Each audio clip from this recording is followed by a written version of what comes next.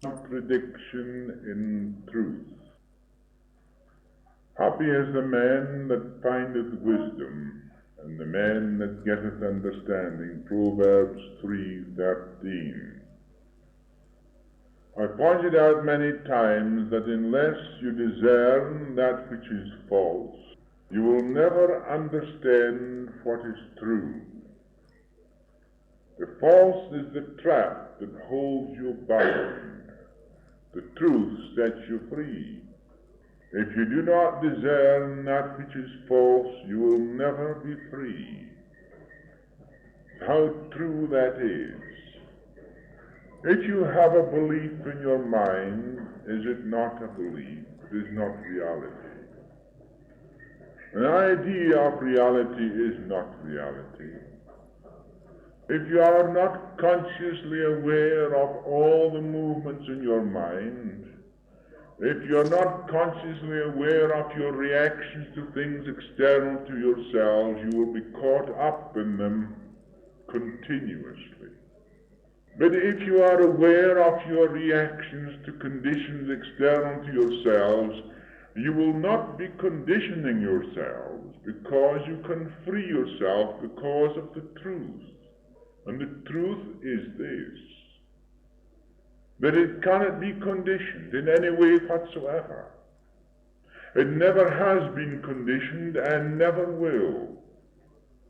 It is like electricity. Electricity flows continuously, no matter whether the globe breaks or not.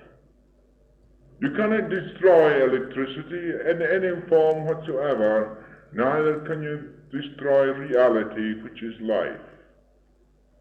Now, as your consciousness is in life, and your consciousness, that life which built the body and created the body for its own self-expression, including the brain, the nervous system, therefore your consciousness is continually reacting to things external to itself through the brain, through the physical instrument. But if you only know these reactions, then you're caught up in them. That is the false. That is how you get trouble, your sorrows, your emotional states, conditions, because you have conditioned yourselves through ignorance of not understanding that the consciousness within is the same consciousness of the Creator who created the whole universe, because there cannot be two consciousness, there can only be one. And that one consciousness is permeating all planes of manifestation, and therefore has its roots in infinity. Infinity means then that I am that life. That life is wholeness and completeness. Nothing can destroy it.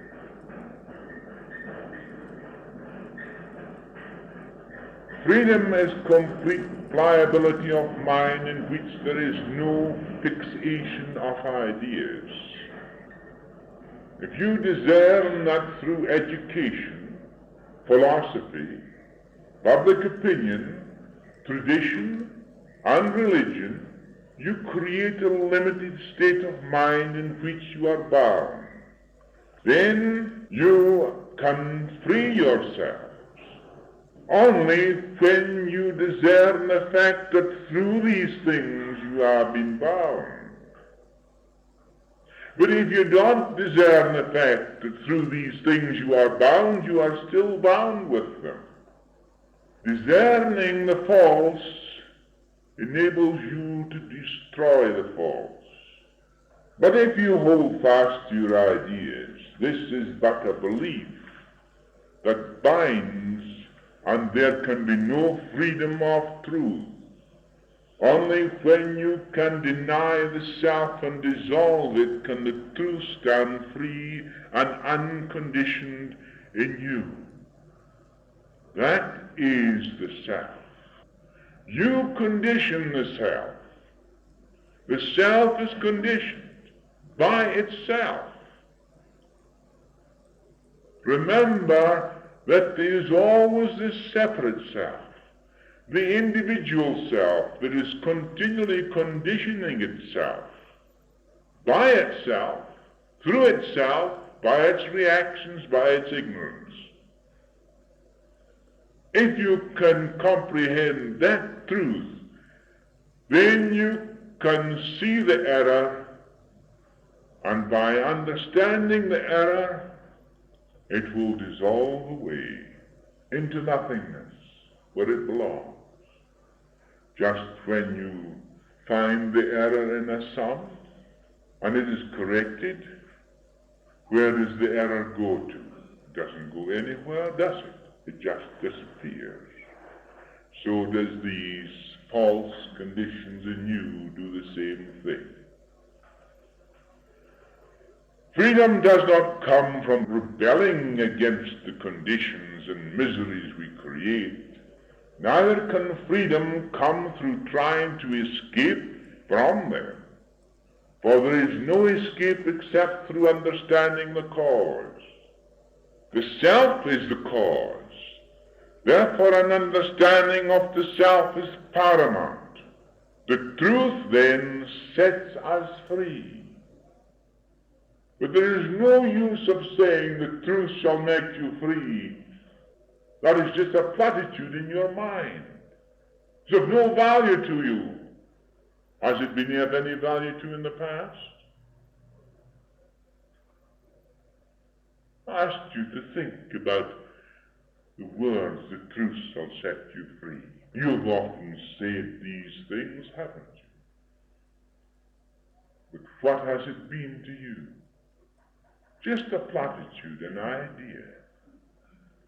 But how can the truth set you free until such time as you have realized and discerned the fact that you are bound, and how you have been bound, and the causes behind this binding? For instance, you may seek an escape through your self-conditioning by believing in the idea that God and you are one. But you will readily see that this will just be an idea to you which you bring into your conditioning. Unless you realize the cause of your conditioning. If you are still caught up in your conditioning, there can be no freedom through the mere idea that God and you are one. And it is necessary for you to see this clearly. Otherwise you'll be still caught up in this conditioning. Truth must become a reality to you by discerning all that is conditioning you, all that is preventing truth reality from manifesting of its own free will, which it does when everything else is denied, everything else is seen as relative. For truth is not an idea. It is not a belief. It is not a sensation. It is not a religion. It is not any of these things. Truth does not need any of these things to make it a living reality. It is that now, and will always be the same. The Word that was in the beginning. Therefore, it is perfectly plain to a man of sense that an idea of truth is not truth. It is only in your mind, something that is relative. Anything that is in your mind is relative. But I am consciously aware of something that is not relative. I am consciously aware of a reality that is eternal. I am consciously aware of something that thinks, that creates. That is the creativeness. Therefore, I do not allow that creativeness to be bound by anything external to the self. I do not allow anything to bind that creativeness, otherwise the creativeness cannot be creative. If you then can dissolve all the movements in your mind and discern them for what they are, they will pass out. Your mind will become clear. And in that clearness of the mind, there is an awareness of something that is not relative. It is an awareness of something that cannot be analyzed. It's awareness of something that cannot be divided. It's awareness of something that is whole in its completeness. Yet you cannot define it, but you know that it is. Anything you can define is not a reality, it becomes relative. The very God you pray to becomes relative to you because you're praying to something outside yourself. And your prayers become hypocritical. Most people are hypocrites because they live in contradiction. If we become aware of ourselves, we will discern that we are in a state of self-contradiction, of believing, of not believing, of loving and hating, of wanting and not wanting. You will note that your thoughts are born of this self-contradiction. And no matter how positive you may think your thought is, it contradicts itself. In your religious training, you are taught, thou shalt not kill. But you find yourself supporting or finding a reason for killing when the state demands. And the very religion that teaches you not to kill will bless implements that are devised to kill. Here you see one thought denies the other. This is not thinking at all. It is merely contradiction. And there is no contradiction in truth. And anywhere where you find contradiction, there is no truth in it. In this state of self-contradiction, there is only ignorance. So the first thing you have to do is to find out if you think at all. Or do you merely exist in a state of self-contradiction in which there is no thinking? Yet you will say that you live in the positive action of your belief. But you have never discerned your belief and how it come about and why you believe that way. Right through the world today, there is a building up of nationalistic ideas. There is a sense of separation entering into the world. I can see this is the final stage of man's destruction. And when this separation becomes too great, then man will destroy himself. The whys and the reason of it is because of his belief. You go to school. You build up nationalistic ideas in comparison with other nationals. And you think then that by doing so, you become patriots. I tell you that patriotism is ignorance and destruction. The only patriotism you must have is this wholeness and completeness, where there is no division, no sectarianism, then there will be freedom. And only in this recognition of what is taking place in the world today can you eliminate it. Because if you are caught up in this conditioning, you could never be free. I am pointing this out to you so that you can discern the self and its ways, and thereby free the self from its own contradictions, which you call your beliefs. Beliefs are not the result of thinking, but the result of imitation, in which there is no thinking. If you then look into your mind and see what your belief is, you will find that it is the result of imitation. It's the result of a belief of another individual. It's not the result of your thinking.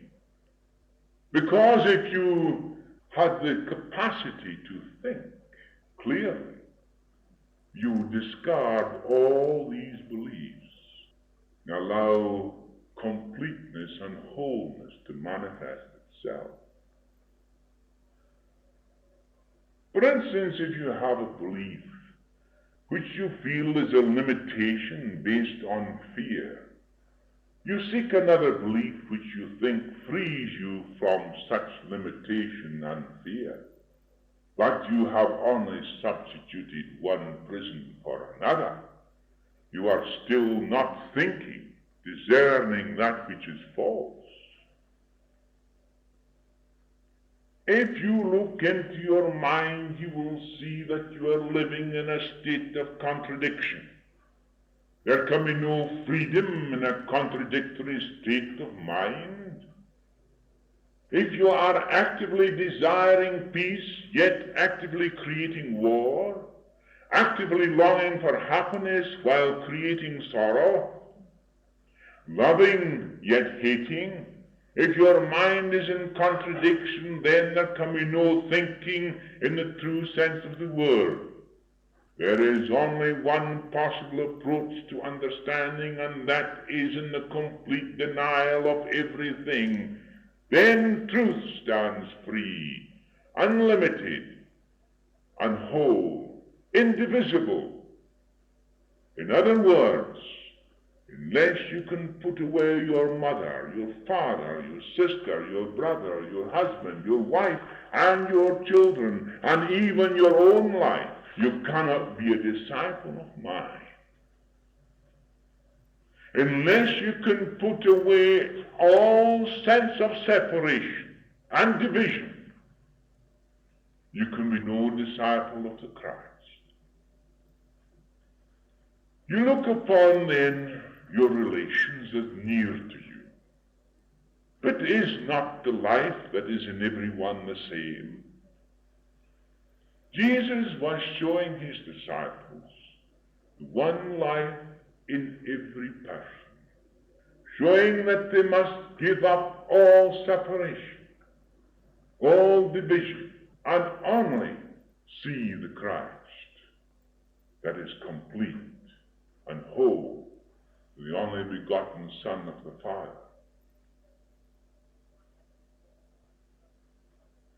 And when Jesus spoke in John 17, verse 1 to 5, he spoke aloud for the benefit of his disciples. And as he spoke, he lifted his eyes to heaven. He said, Father, now the time has come, glorify thy Son, and thy Son may glorify thee, since thou hast granted him power over all flesh. Here is speaking from the Christ, not from the personal Jesus, but from the Christ within. He dealt with the personal Jesus long ago and discarded it. He said, I am the Son of God. The Son of Man becomes the Son of God And in that, he speaks from the Christ.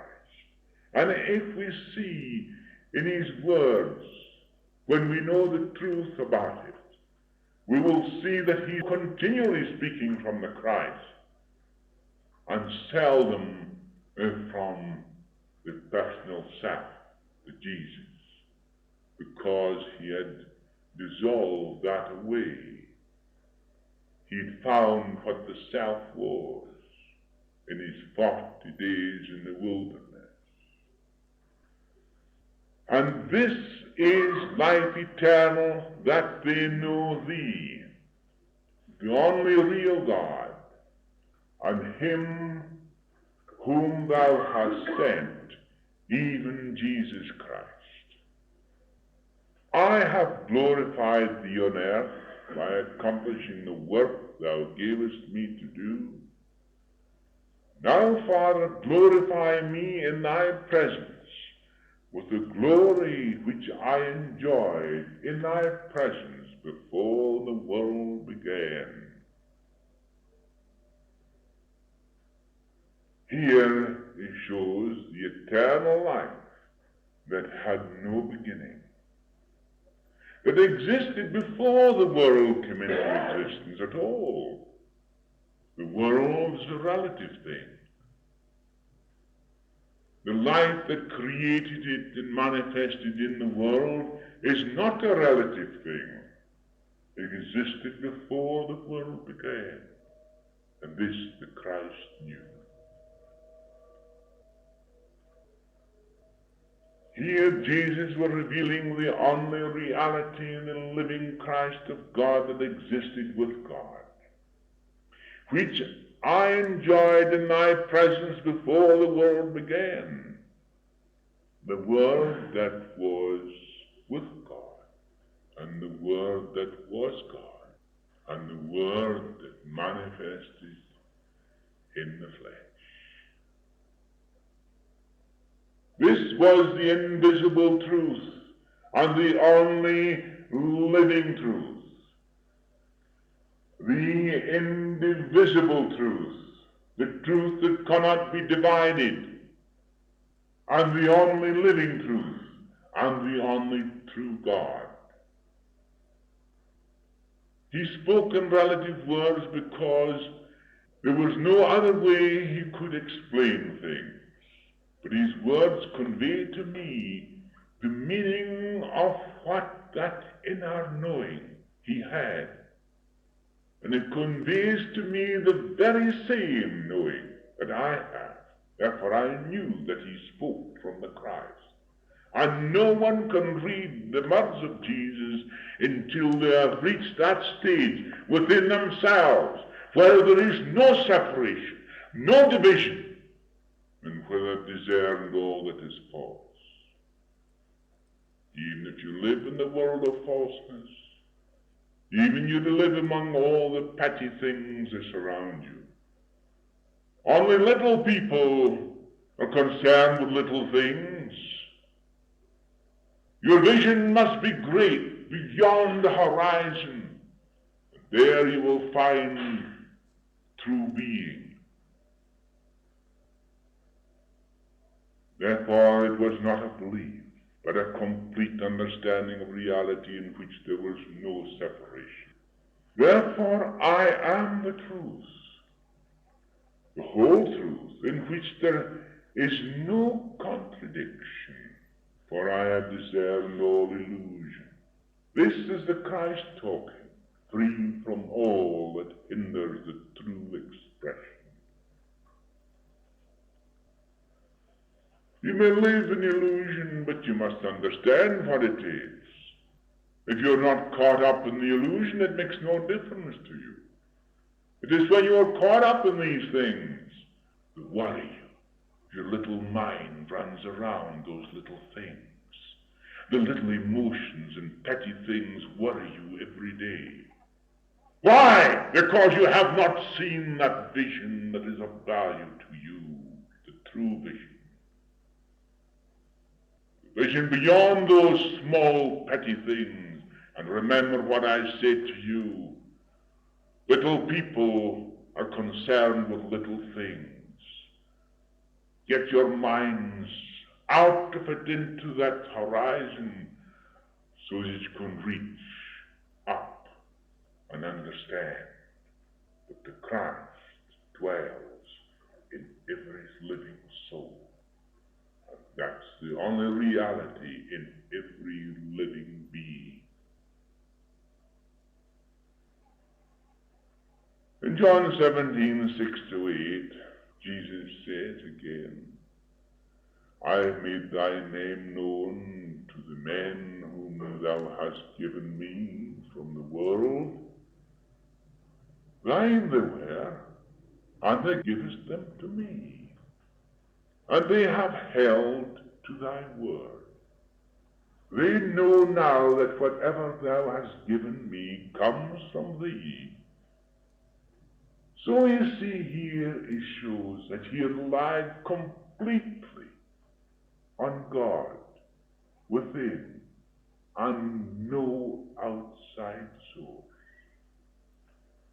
For I have given them the words thou hast given me, and they have received them. They are now sure that I came from thee, and they believe that thou didst send me. Here is where the disciples are beginning to realize the wonderful truth of the Christ, that God himself is the Christ manifesting in the flesh. I and the Father are one. And it must have been God, otherwise it could not have happened. How do you come into the world? You don't know how you come into the world. It was God who sent you into the world.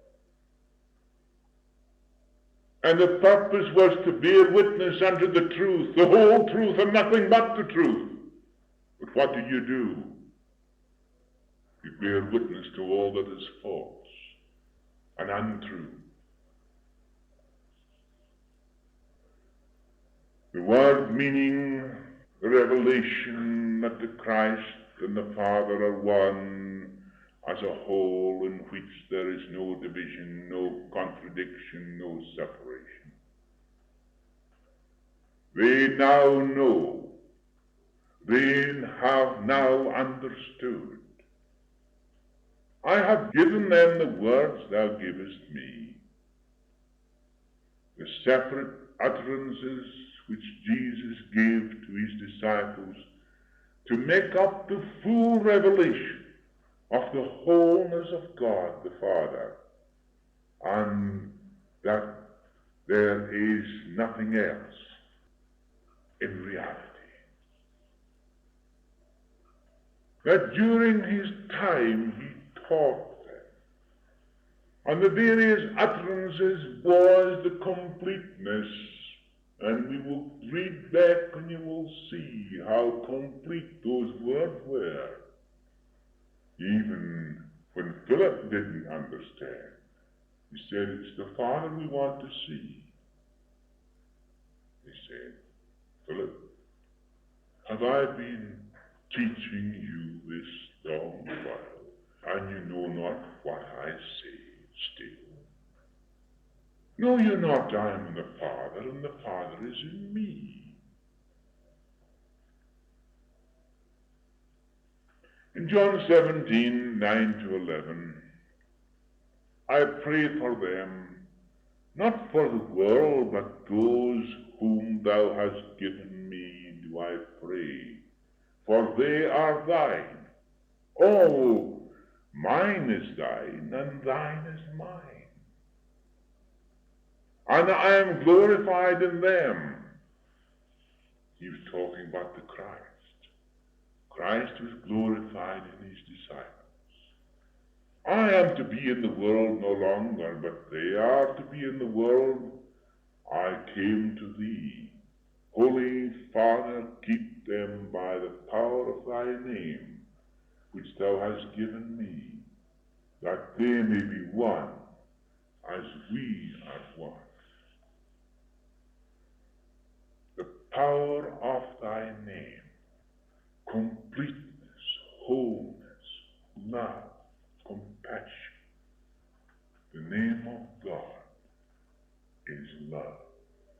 The Christ is the love of God manifesting in the flesh. Oh, mine is thine, and thine is mine. The completeness of the all, I am glorified in thee. This is the Christ. The love of God to be glorified in thee. The disciples were the living monuments of the Christ. That is no one Son on earth, but the only begotten Son of the Father, who was sent into the world to witness unto the truth of the only one, the Father. So that Christ revealed the only one, the Father. The personal Jesus dissolved into nothingness. But so many people worship the personal Jesus and lose the realization of the Christ within. They are separated in groups, denominations, and struggle against one another. When all the time there rests the power, the only power in man, the wholeness of the Father, the Christ, the light of the world that existed before the world began. But the light that came into the world, and this was the light of man. The only one in which there is no division. Holy Father, keep them by the power of thy name, which thou hast given me, that they may be one as we are one. Christ, Father, Son, thus revealing God as the only real Father of the real Son that is born in every living soul. So Jesus prays that his disciples may be kept in the safe understanding of God, the only one. And as the only real living Father of all living beings, God alone is life, and life alone is God. My voice is the Spirit of God. There can be no other thing. Can you tell me what has voice? Can you tell me anything that has voice besides the Spirit of God? And Jesus knew it, that his words was the expression of the Father within him. That was the Christ. There was no separation, no distinction. In this lies the power. The mastered words are clear when we understand the truth of the only one, and this can only be done when we have discerned the contradictions in the world for what they are. Thus, our only dependence must be upon him who is all in all, without contradiction. Jesus spoke aloud for the benefit of his disciples. In John 17:20-25, nor do I pray for them alone, but for all who believe in me, and by their spoken word believe in me, the Christ, as the only begotten Son of the Father, the one and only life manifesting in humanity. He who does the will of my Father is my mother, my sister, my brother. As thou, Father, art in me, and I in thee, so may they be in us, that the world may believe that thou hast sent me. Yea, I have given them the glory thou gavest me, that they may be one as we are one, I and them, and thou and me, that they may be made perfectly one, so that the world may recognize that thou hast sent me, and hast loved them as thou hast loved me. Father, it is my will that these thy gift to me may be beside me where I am, to behold my glory which thou hast given me, because thou lovest me before the foundation of the world. What a truth! Don't you see that the great truth behind this thing is this one wholeness, the completeness,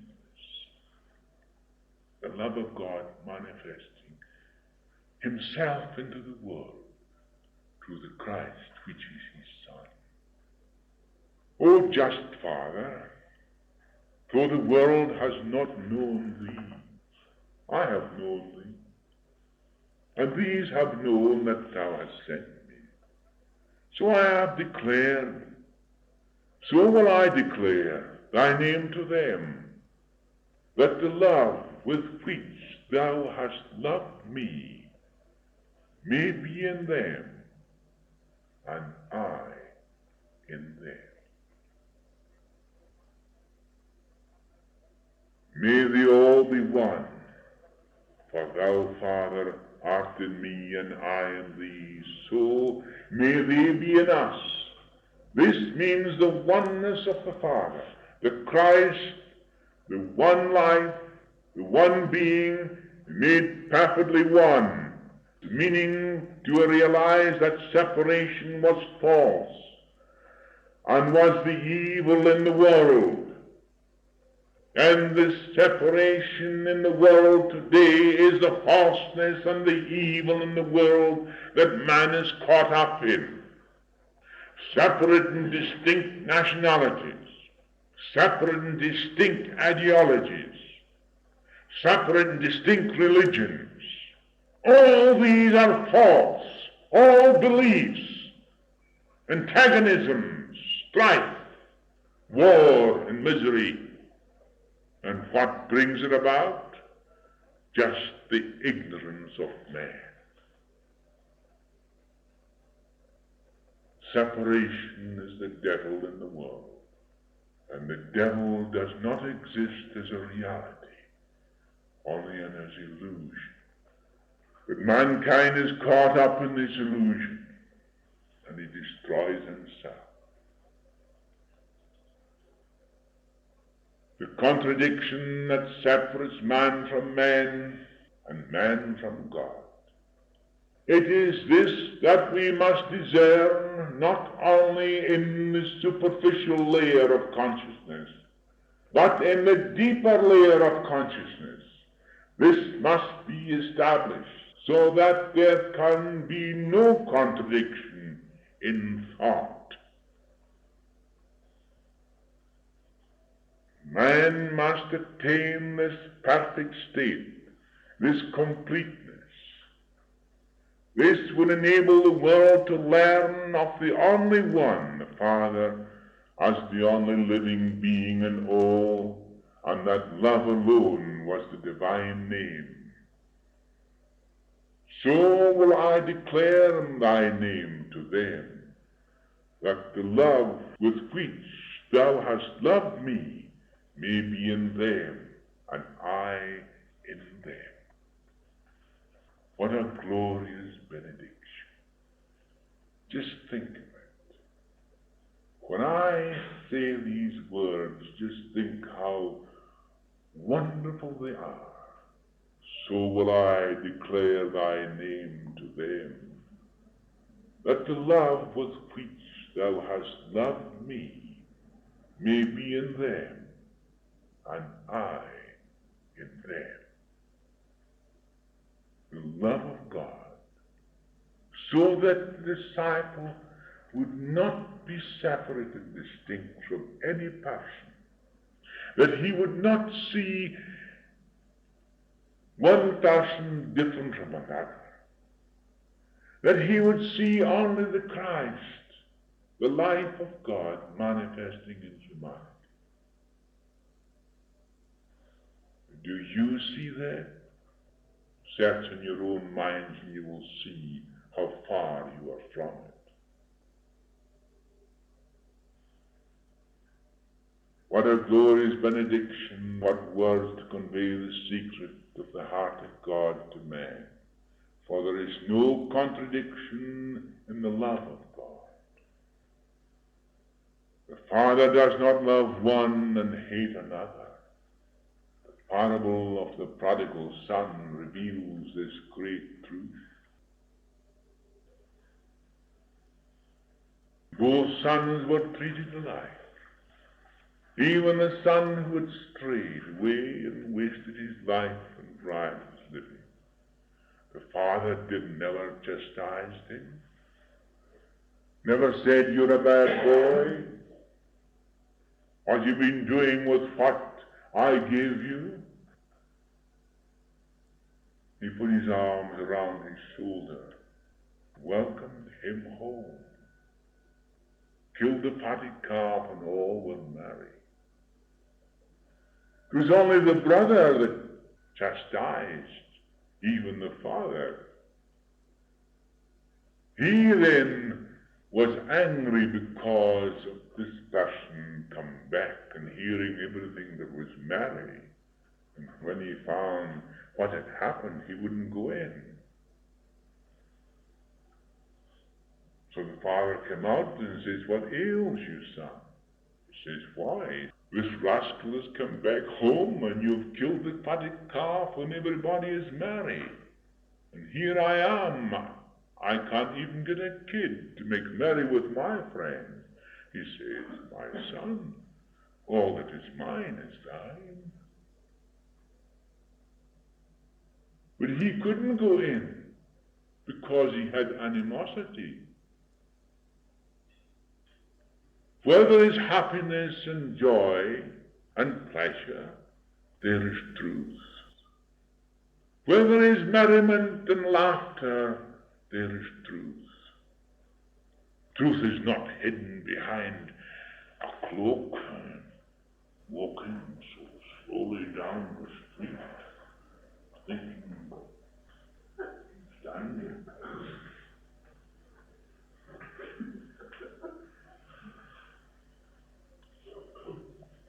Truth is freedom.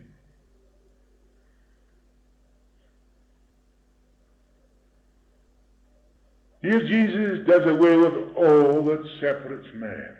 But the world today has not changed much because of the ignorance in the world. Are we not educated in the nationalistic spirit? Brought up to love our country in opposition to another? And as regard to people are superior to others? This false teaching is implanted in childhood, and we accept it and live it. At the same time, we listen to words of the Master. We merely take them into our prison to perpetuate our contradictory lives, with the result that we condone the very antithesis of the Master's teachings, and still we do not discern the cause of our misery.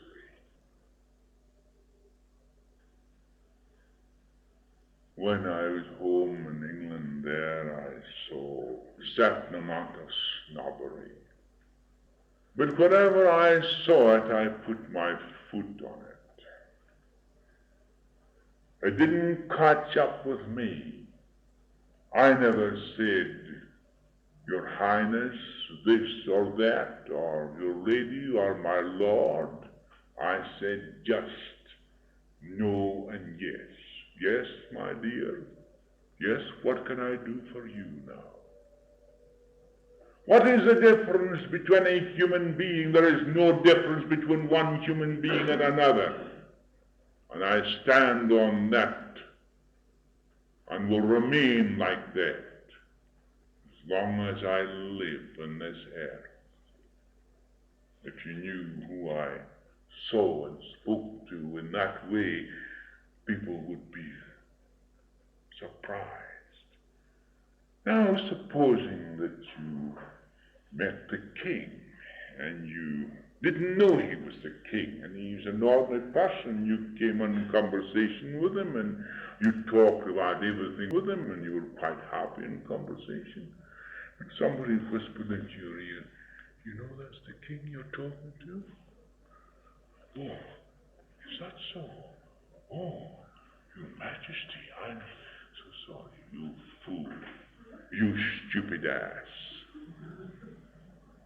Is there any difference between talking to a human being and one human being? Don't you see that only the name is nothing? It's a false concern.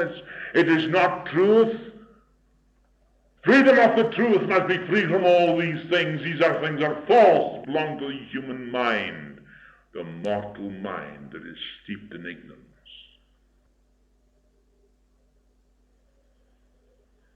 When we recognize the truth of the Christ, we will see then we have real leaders in the world, and not leaders that create division among us, but leaders that bring unity to mankind. We will destroy those sectionalists, those divisionists. We will destroy them. We'll eliminate them from our ken. We'll bring into operation the knowledge and understanding that we do know that can bring peace and happiness to the joy of every heart in the world, whether they are ignorant of the truth or not. We worship Christ, yet we create division.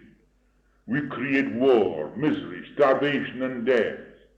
Our worship is idolatrous because we deny the whole.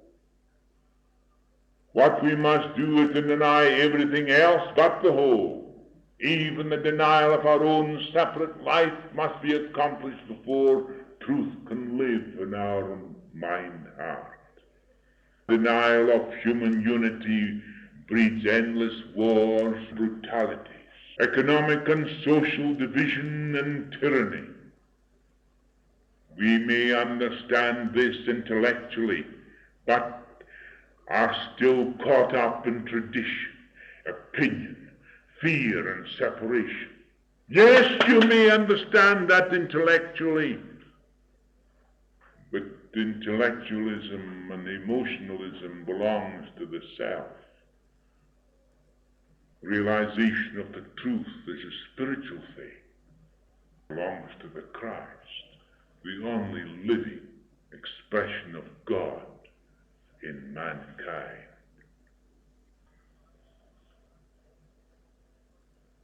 So we are still caught up in tradition, opinion, fear, and separation. We must free ourselves from the greatest and most deadly disease in mankind, which is separation and contradiction in thought. Only by constant awareness, watching every response to beliefs, separation, race thought, and every stimulation that is a hindrance to the expression of the unity of God and man, can each thought be felt and traced to its lair, and there dissolve. Then and then only will all misery be withered away. Thus the sorrow and the conflict will be wholly and deeply understood and dissolved. And the Christ of God will become a living reality in mankind. This is the only truth that sets us free.